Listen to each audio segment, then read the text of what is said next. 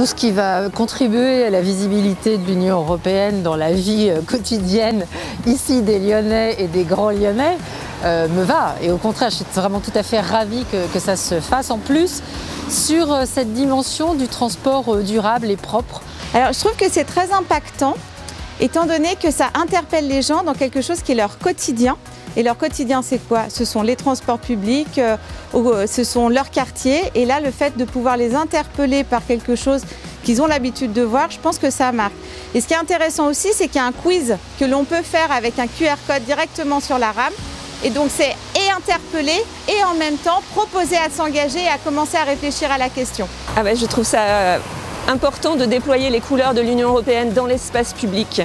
Il faut rappeler qu'on est profondément européen sur tous les plans politiques, économiques, culturels et humains.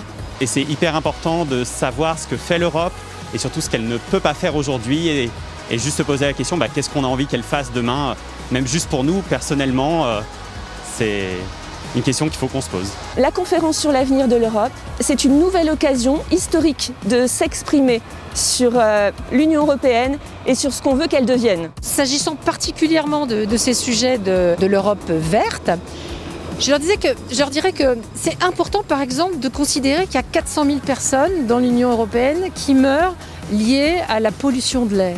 Donc il faut par exemple qu'ils s'intéressent à nous soutenir sur la révision de la directive qui devra avoir des normes plus sévères à ce sujet.